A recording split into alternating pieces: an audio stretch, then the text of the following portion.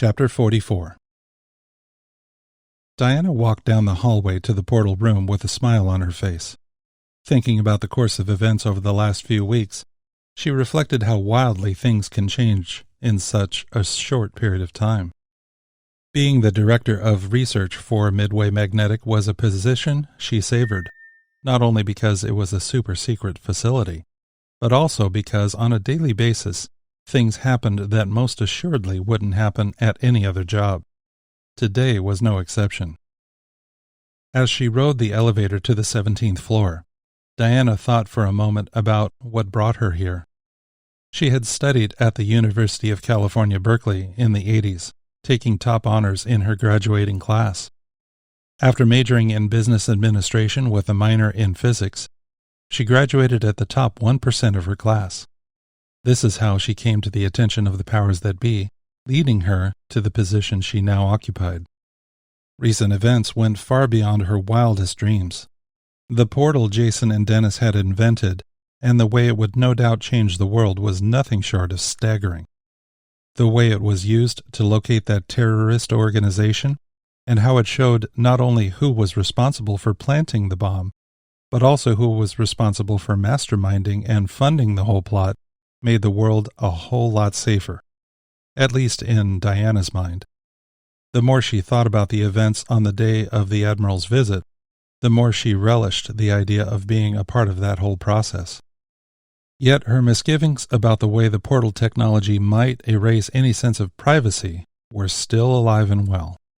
She vowed to do all she could to make sure it was only used for good, but she was astute enough to know it wouldn't be in her hands forever. She hoped it would only be used for the eradication of terror and the advancement of knowledge, but she knew not everybody would be as virtuous. Arriving at the portal room, she waved her keycard over the pad, punched in her security code, then stared into the retinal scanner. These security measures kept the nature of the portal secret, even from others working at the facility. Pushing open the door, she immediately saw Jason and Dennis taking a well-deserved break from the work they had been doing on the portal. As she approached them, they looked up from their lunches and greeted her with wide smiles. "Diana, so nice to see you. We've been cooped up down here for so long we were beginning to wonder if there was still an outside world," said Jason. "Oh, it's still there all right," falling right in line with the banter. "You know, they have this new thing called the sun. When you stand in the light that comes from it, you end up not looking as pasty as you two." "Is that so?" replied Dennis with a grin on his face. "I've heard about that. I may have to take an all-expense-paid trip to a place where there's a lot of, sunlight? I've also been thinking I need to study the effects of repeated wave action on particles of silica sand. Maybe I can combine the two research projects." Amidst gales of laughter on the part of all three, Jason restored order to the room by asking, "So to what do we owe the honor of your visit?" Diana paused, then with an exaggerated inward breath she asked, "What is that aroma I am smelling? It smells amazing." "Chinese food. Would you like some?" said Dennis. "What do you have?" asked Diana. "Mongolian beef, chow mein, egg rolls, and here is sweet and sour chicken," answered Jason. "Ooh, sounds wonderful," responded Diana. She was still in awe over the portal apparatus they were casually sitting in front of, as if it was nothing more than a washing machine. Lost in the wonder of it all and forgetting the original reason she came down to the portal, Diana took a seat with them. Jason proceeded to serve up the food while Diana continued to talk. "What have you two been doing with all the spare time you have?" asked Diana with a smile. Handing her a plate, Jason responded, "Well, Dennis and I have been making some modifications to the software we wrote to control the portal." "Really? It seemed to work pretty well the other day."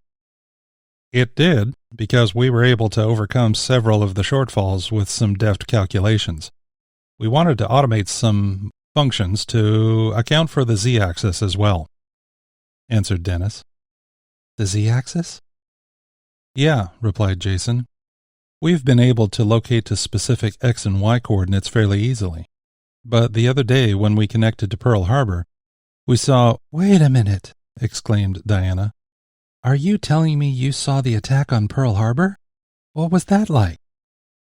Putting his plate aside and looking down at the ground, Jason spoke slowly. "When we first laid eyes on the scene, it was shortly before the attack began. As lovely a day as you would expect for a quiet harbor in the Hawaiian Islands. There was nothing but beautiful sunshine, a little trade wind from the west, and the palm trees lazily swaying in the warm tropical breeze coming off the ocean. But then, whizzing above and past the portal, a plane with large red spots on the wings and the fuselage broke the silence, unleashing its lone cargo into the water. When the torpedo hit the water, it streaked under the water on a direct course for a destroyer moored in the harbor. There were men walking on the deck, including a small group of 3 standing on the deck directly above where the torpedo was obviously going to hit. Diana looked over to Dennis and, witnessing the look on his face along with the tone of Jason's voice, realized their experience of watching this event didn't match the enthusiasm of her question. She put her own plate of food to the side in a show of respect. "As we continued to watch," said Jason, "I felt so helpless, knowing I was about to watch the first of over 2,300 Americans who lost their life that day. The torpedo made it to its target and exploded." Jason paused. "I'm quite sure those 3 guys were never found because they were instantly in the middle of a fireball about 4 stories tall itself. The ship almost snapped in half by the blast, and the sound was deafening." Dennis decided to speak up. "Not only that, but on the ground, I saw men getting directly shot by the planes as they strafed across the airstrip. Planes were going up in flames before they even had a chance to be flown. Pilots and groundsmen were being mowed down by the dozens." Jason nodded. "I remember there was this one guy who was shot in the leg. He went down and called out for help. The other guy, I don't know if he was a mechanic or a grunt or what, he ran over to the first guy to help him. As soon as he got there, another bullet came in and hit the grunt. He fell over dead on top of the first guy. His body ended up taking a bullet for the first guy, who made it to cover, only because the other guy died instead." At this point, Diana dipped her head. "I'm sorry, guys. I just wasn't thinking." She wasn't openly crying, but her eyes were definitely moist. "I know," consoled Jason as he came over to her side. "In fact, before we connected to the scene, Dennis and I were thinking the same way ourselves. Why do you think we dialed it up in the first place? It took the wind out of us to actually see it happening right in front of us, though." There was a very pregnant pause in the portal room at that moment.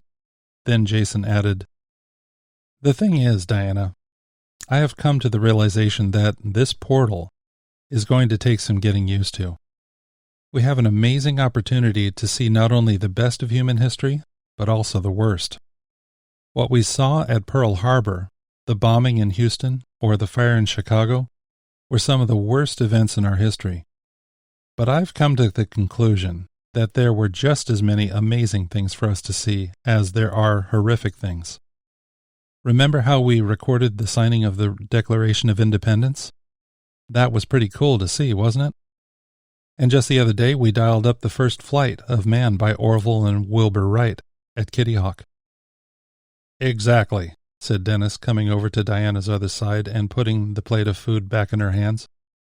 "This tool is exactly that, a tool, but one we have to treat with the utmost of respect. It can be a force for incredible good or bad. In my opinion, this holds far too much promise for us to limit ourselves in any way." "Yep," added Jason. "We need to be prepared for whatever comes our way, and we have to remember the stories in the history books about the good and the bad things our ancestors did were real events, and the consequences they endured were sometimes heinous. I would never witness, for example, the events surrounding the Inquisition. I don't think I could handle that. Diana let out a puff of air and rolled her eyes. Boy, that's for sure. After a couple of moments, Jason went back to his chair and grabbed his plate again, deciding this conversation needed to become a whole lot lighter. Would you like something to drink? No, thank you, Diana replied, realizing she was just staring at her plate rather than eating. When she took her first bite, the explosion of flavor cascading through her mouth was almost too much to handle. She considered herself somewhat of a foodie, but this was out of this world. "Oh my God," was all she burbled, trying to keep the food in her mouth. Jason and Dennis looked at each other and smiled, each taking another forkful of food. "This is incredible Chinese food. How did you get this all the way in here and still have it be so fresh?" Jason didn't answer, but just gave his patented, enigmatic smile. "You didn't." Diana's eyes darted back and forth between Jason and Dennis. "You didn't." Diana just about yelled. "Shut the front door. Are you telling me you got Chinese food from China? With the portal?" Having rehearsed the move well ahead of time, both Jason and Dennis gestured, dragging a zipper across their mouths. Diana sat back in her chair with her mouth agape, slowly shaking her head back and forth. "What am I going to do with you guys? You do realize you can't tell anybody about this, right?" "Wild horses wouldn't be able to drag it out of me, fair maiden," replied Jason. "No one short of the President of the United States would be able to pry it loose from my lips." Upon hearing that last statement, Diana shot to her feet. "Oh my God! With this food, I completely forgot why I came down here in the first place. There are 2 guys in my office who want to see you." Laughing, she added, "That's the whole reason why I came down here." With grins on all 3 faces, they emerged from a very aromatic portal room and made their way to Diana's office. Upon entering, Jason and Dennis saw 2 gentlemen in her casual sitting area. They were dressed in black and wore white shirts. They both had an earpiece with a curly cord extending over the ear, disappearing under their jackets. Both were clean-cut and stood as soon as the 3 of them entered the room. One of them walked forward to Jason, extending his hand. "Dr. Marsalis, my name is Agent Lockwood, and this is Agent Elder." As he reached for his badge folio, Jason saw parts of a shoulder holster, holding a weapon, no doubt. "We are with the United States Secret Service." "Nice to meet you, gentlemen," said Jason with an obvious expression of concern on his face. "What can I do for you?" Agent Lockwood spoke. "Sir, we've been ordered to escort you and Dr. Green to Washington for an emergency meeting. We have a plane waiting in Columbia to take us to Sacramento. Then we will take a bigger bird back to Washington, D.C. "What is this all about?" asked Dennis. "We're not privy to that information, sir," replied Agent Lockwood, "but we need to leave immediately. We've been instructed to tell you that you'll only be gone for a day. A change of clothes has already been arranged." "A change of clothes?" asked Jason. "Yes, sir," was the agent's dry response. Jason looked at Dennis, who had the same deer-in-the-headlights expression as his own. Glancing back to Diana's face, he said, "Well, make sure you turn off the lights before you leave tonight." Diana chuckled. "You got it." Looking back at Dennis, he said, "Lead the way, old buddy." The 4 men emerged from Diana's office. Jason wanted to stop off in his office so he could phone his wife and let her know he'd be gone overnight. The agent informed him there was a phone on the plane they'd be flying back to D.C. on, and since time was of the essence, they needed to speed along. The 4 men eventually made it to the parking garage, and after ascending through the hydraulically controlled shaft, drove straight to the Columbia airport. It was a little strange for Jason and Dennis to drive such a direct route, since they had always been required to take more circuitous ones. They decided not to take issue with the guys with the guns. In Columbia, they boarded a Bombardier Challenger 300 business jet parked near the terminal. The pilot reported the fuel was topped off, and once they were wheels up, they'd make it to Sacramento in about a half an hour. After settling into their leather chairs and watching the ground pull away, a smartly dressed woman offered them refreshments. In no time at all, they landed at Sacramento International Airport and pulled into a private hangar. As they were disembarking, Dennis decided to make a small joke. "I don't know, Jason. I always thought the Secret Service could afford better-tasting peanuts." Falling right in line with his friend's humor while walking to the back of the hangar, Jason added, "Or at least an in-flight movie." Agent Lockwood replied, "Well, gentlemen, perhaps that can be arranged." He then opened a small door at the rear of the hangar and stepped through it. As soon as they stepped over the threshold, Jason and Dennis stopped cold in their tracks. Standing there in all its glory was a magnificent plane. The agents, not realizing Jason and Dennis were rooted to where they stood, briefly left them behind. The plane was a gleaming and beautiful 747. It was painted white and pale blue, and on the side were painted 4 very important words in letters 3 meters high. United States of America. "Holy, easy there, partner. Show some respect," interrupted Jason. The two men continued staring at the impressive airship with the numbers 29000 painted on the tail. Out of nowhere, Agent Lockwood appeared, explaining how they needed to get a move on. Reluctantly, Jason and Dennis gave permission to their legs to carry them to the stairway leading to the interior of the plane. After getting settled in some of the most luxurious seats they had ever experienced on a plane, Agent Elder proceeded to show Jason how to use the personal phone located next to his seat. Mickey answered her cell phone after only the second ring. "Hello?" she answered cautiously, seeing the restricted message coming across the caller ID. "Hi, babe, it's me," said Jason. "Jason? Oh, hi, babe. What's up? Is everything all right?" "Oh, yeah, everything's fine. But, well, I have an unexpected meeting I have to attend, and it's going to keep me from coming home tonight. I know it's last minute, but it was literally sprung on me 30 seconds before I had to leave for it. Since I'm supposed to be back tomorrow night, can you manage without me tonight?" "Wow, that's pretty last minute, all right. Weren't you supposed to take Jace to Little League orientation tonight?" asked Mickey. "No, that was rescheduled for tomorrow night, fortunately, so I'll still be able to take him." "Oh, okay. Well, I'm gonna miss you. I'm not really crazy about sleeping without my snuggle bug." "Me neither," said Jason. "I promise I'll make it up to you tomorrow night. Maybe the 3 of us can go out for dinner and a movie after that orientation, okay?" "You're on," fired back Mickey. "Great, sweetheart. I can't wait to see you again. I love you." "I love you too," said Mickey. "Take care of you." "I will, babe. You too," replied Jason. "I will. Bye." "Bye," said Jason, hanging up the phone. Looking at Dennis, he saw his partner had this gigantic grin on his face that would be difficult to wipe away.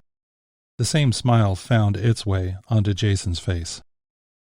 The flight was as smooth as expected on an airship of this size.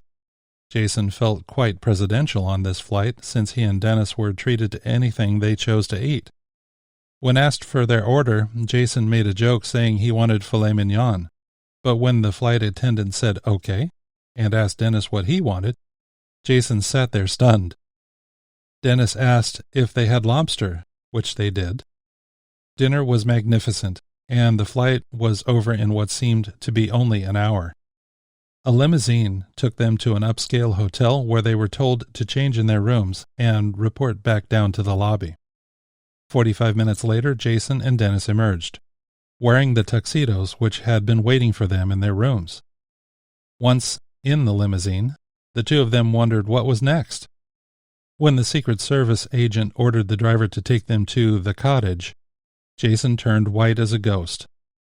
Dennis didn't know what that meant, but seeing the reaction of his friend, he wasn't sure if this was a good or bad thing. The limousine turned from a rather wide street into the driveway at 1600 Pennsylvania Avenue. Before them stood the symbol of democracy in the free world, the White House. After waiting for the gate to open and pulling up to the north portico, Secret Service agents who had obviously been waiting for them to arrive approached and opened the doors, allowing two very starstruck men to emerge. Jason thought how never in a million years, when he got out of bed this morning, would he have imagined going to the White House this evening. He still didn't know why he was here. As they were about to leave Agents Lockwood and Elder behind, Lockwood approached his relief agent and said, "Make sure you take care of Snugglebug here so I can get him home to his wife." That broke the spell cast over Jason, who let out the belly laugh of all belly laughs, just now realizing the phones on Air Force One were, of course, monitored. The new agent, whose name they never discovered, escorted Jason and Dennis up the steps to the north entrance and through a few corridors to the right, opening one last door into the Oval Office. To say they were overawed would be a colossal understatement. They were told the president would be with them shortly, and to make themselves comfortable. The agents then stood at attention near the door, basically becoming unmoving statues.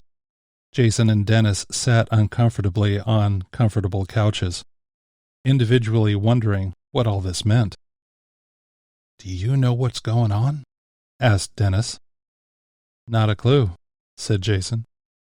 With those words, the side door of the Oval Office opened, and President Michelson entered the room, followed by two Secret Service guards. "Gentlemen, I'm glad you could come," said the president. He reached out his hand to Jason, the nearest man to him. Rapidly rising, Jason stuck out his hand in response. "Mr. President, it's an honor to meet you," he said, shaking President Michelson's hand. "The pleasure's all mine, guys," said the president in a very disarming way. Reaching for Dennis's hand, he asked, "I trust the trip was comfortable?" "How could it not be, sir? That is one impressive plane," replied Dennis. "Indeed. I love flying on that thing. It's amazing how good you can sleep when you're at altitude," laughed the president. He sat in an armchair. "Please have a seat." "Thank you, sir," said Jason. He and Dennis sat on opposing couches. Turning to the Secret Service personnel in the room, he said, "Guys, I'd like you to step outside for a few, please." "Yes, sir." Speaking into his wrist, the senior agent announced they were no longer in direct company of Whirlwind, the president's code name. When the doors closed, the president turned back to the two men. Leaning forward in his chair, Whirlwind began to speak in hushed tones. "Gentlemen, I know you have no idea why you are here, and that is by design. The nature of what you are working on is known only by the highest level government officials. Yet even they aren't aware of the, shall we say, new development recently.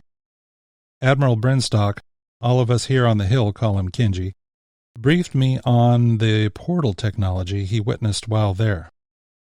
Is it really true you can go back in time and look at things?" "Yes, sir, that is correct," replied Jason matter-of-factly. Unbuttoning the front button on his jacket, the president leaned back in his chair, crossed his legs, and let out an exaggerated exhale.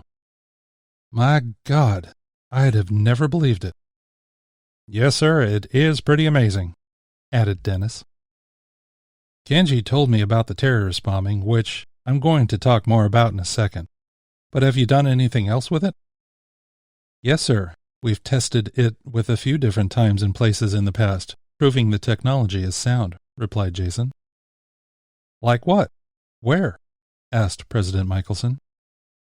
"Sir, yesterday we entered the proper parameters and witnessed the raising of the flag at Iwo Jima," replied Dennis. "Holy cow, that's incredible!" "Yes, sir," replied Jason. "And in a test this morning, we did something we've wanted to do ever since this whole thing started. We dialed it back to the reputed time of the destruction of the scrolls of the Library of Alexandria, to see what really happened and if there was something we could learn about that time period." "Unbelievable," he said, shaking his head. Jason and Dennis nodded, Well, guys, I wanted to tell you personally about the results of that little exercise you and Kenji did, said the president. The fallout from the intel your portal provided is going to hit the news tomorrow, but I wanted you to be some of the first to know. Using that information, we were able to direct a drone strike against the leader of the whole terrorist band, completely crippling the entire operation.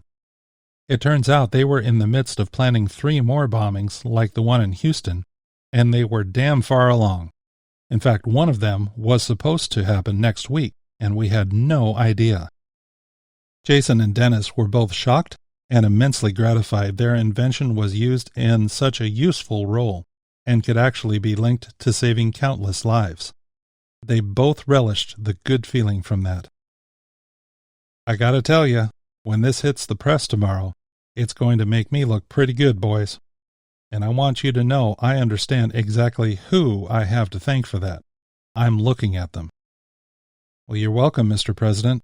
I'm glad to have been of service to my country, said Jason. Same here, said Dennis. There are a lot of sharks here in D.C., but I don't consider myself to be one of them, replied the president. I know this whole thing will pretty much ensure my re-election. I won't ever forget what you've done, not only for the country, but for me personally. Standing and walking over to his desk, he picked up 2 items. Jason and Dennis stood as well. Gentlemen, continued President Michelson, contrary to what I would have preferred, this cannot be done in public because of the ultra-secrecy of what you do. Still, you both deserve this nonetheless. Straightening his back and clearing his throat, President Michelson said, with a slight smile on his face, By presidential order, it is my supreme pleasure, and it is my honor, to award Dr. Jason Alexander Marsalis and Dr. Dennis Michael Green the Presidential Medal of Freedom. Opening the flat containers to reveal medals hanging by a ribbon intended to be worn around the neck, he added, Gentlemen, the United States of America owes you a debt of gratitude that can never be repaid, and cannot be measured by anything less than the continued lives of the hundreds, if not thousands, of men, women, children, and infants your efforts saved.